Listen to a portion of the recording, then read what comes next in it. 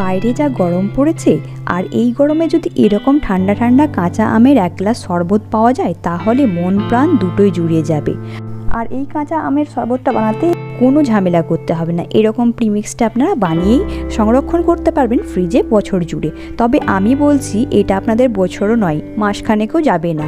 আর এতটাই টেস্টি, বানানো তো খুবই সহজ। চলুন তাহলে দেখে নেওয়া যাক আজকের এই রেসিপি। এর জন্য আমি এখানে 4টে কাঁচা আম নিয়েছি। প্রথমে আমগুলোকে খুব ভালো করে ছিলে নিয়েছি, আর এটাকে ভালো করে জল দিয়ে 2-3 বার ধুয়ে নিয়েছি।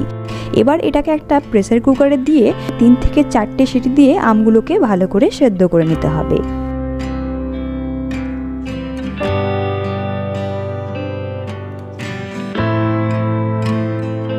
দেখুন আমগুলো খুব ভালোভাবে সেদ্ধ হয়ে গেছে। এবার জল ঝরিয়ে আমের পাল্পটা ভালো করে বের করে নিতে হবে। দেখুন এভাবে আমের পাল্পটা আমি বের করে নিয়েছি। এবার আমি মিক্সির বাটিতে দিয়ে একবার আমি এটাকে ঘুরিয়ে নিচ্ছি যাতে করে আমের কোনো গোটা অংশ না থাকে। এবার আমি দিয়ে দিচ্ছি 1 মুঠ মতো পুদিনা পাতা। আপনারা চাইলে একটু বেশি ইউজ করতে পারেন, আমি কম পছন্দ করি তাই এখানে কম দিয়েছি। এবার একটা এর জন্য স্পেশাল মশলা তৈরি করে নিতে হবে। এর জন্য একটা ছোট্ট প্যানে দিয়ে দিচ্ছি আমি 1 টেবিল স্পুন গোটা জিরে, 1 টেবিল স্পুন মৌরি আর 1 টেবিল স্পুন দিয়ে দিচ্ছি গোলমরিচ। এবার এটাকে হালকা ভেজে নিয়ে ঠান্ডা করে এটার গুঁড়ো করে নিতে হবে।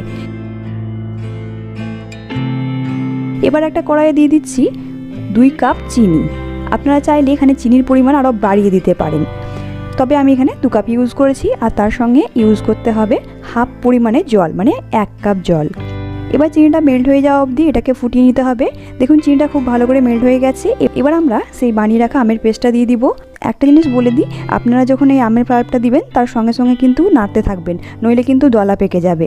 আমি যেহেতু একটা শর্ট ভিডিও করছিলাম যার কারণে একটু অফ করে আমাকে করতে হয়েছিল কাজটা, আর এক হাতে করতে হয়েছিল নিজেকে একাই, তাই আমার এখানে একটু দলা পেকে গেছিলো, যেটা আমাকে ছাকনা দিয়ে ছেঁকে নিতে হয়েছিল। এবার আমি দিয়ে দিচ্ছি এখানে 1 টেবিল স্পুন লবণ, আর দিয়ে দিচ্ছি 1 টেবিল স্পুন বিট লবণ।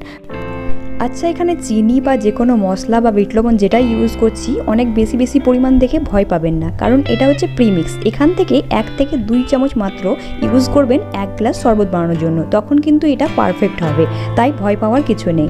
আর এখানে আমি গ্রিন ফুড কালার ইউজ করেছি, এটা অপশনাল, আপনারা চাইলে স্কিপ করতে পারেন, তবে দিলে কালারটা দেখতে ভালো লাগে। এবার এটাকে ফুটিয়ে নিয়ে ভালো করে এরকম 1 তারের থেকে কিছুটা কম, জাস্ট এরকম চিপচিপে হবে, তখন এটা আমাদের রেডি। মানে 1 তারের জাস্ট একটু আগে এটা বন্ধ করে দিতে হবে। দেখতেই পাচ্ছেন আপনারা কতটা ঘনত্ব রেখেছি, দেখে নিশ্চয়ই বুঝতে পাচ্ছেন। ব্যাস, আমাদের প্রিমিক্স রেডি। এবার এটাকে ঠান্ডা করে নিয়ে যে কোনো কাঁচের জারে 1 বছর পর্যন্ত ফ্রিজে স্টোর করে রাখতে পারবেন। তবে এটা আমি গ্যারান্টি দিচ্ছি 1 মাসও কিন্তু যাবে না, কারণ এই ভিডিওটা যখন আমি ভয়েস ওভার করছি তখন কিন্তু এই প্রিমিক্সটা আমার প্রায় 70% শেষ হয়ে গেছে। এটা এতটাই টেস্টি। এবার আমি শরবতটা বানিয়ে দেখাচ্ছি। এর জন্য আমি প্রথমে নিয়ে নিয়েছি গ্লাসে কিছুটা বরফের টুকরো, তারপর দিয়ে দিচ্ছি এই প্রিমিক্সটা 2 থেকে 3 টেবিল স্পুন, তারপর দিয়ে দিচ্ছি এখানে পুদিনা পাতা, আর দিয়েছি কিছু লেবুর স্লাইস, আর দিয়ে দিয়েছি চিয়া সিড ভিজানো। চিয়া সিডসটা অবশ্যই ভিজিয়ে ইউজ করবেন, কারণ এর সাইড এফেক্ট কিন্তু আপনারা গুগলে সার্চ করে দেখে নিতে পারেন। শুকনো কিন্তু গলায় আটকে যেতে পারে। আমি ভয় পাওয়াচ্ছি না, জাস্ট শুধু আপনাদেরকে একটু সাবধান করে দিলাম। এটা আমারও জানা ছিল না, কিছুদিন আগেই জানতে পেরেছি, তাই ভাবলাম আপনাদেরকেও জানিয়ে দেওয়া দরকার। এবার জল দিয়ে মিশিয়ে নিলেই রেডি ঠান্ডা ঠান্ডা ম্যাঙ্গো শরবত। দেখলেন তো তাহলে বানানো কতটা ইজি। একবার বানিয়ে অবশ্যই দেখবেন। আর এই প্রিমিক্সের টেস্টটা আমাকে না অনেকটা পালস ক্যান্ডির মতো মনে হয়েছে। আপনারাও ট্রাই করে দেখতে পারেন। ভিডিওটা কেমন লাগলো অবশ্যই কমেন্ট করে জানাবেন। ভিডিওটি ভালো লাগলে লাইক, কমেন্ট, শেয়ার করতে ভুলবেন না। আমার চ্যানেলে নতুন ভিউয়ার হলে চ্যানেলটি সাবস্ক্রাইব করে নেওয়ার অনুরোধ করব। দেখা হচ্ছে নেক্সট কোনো ভিডিওতে। Till then take care, bye bye, আল্লাহ হাফিজ।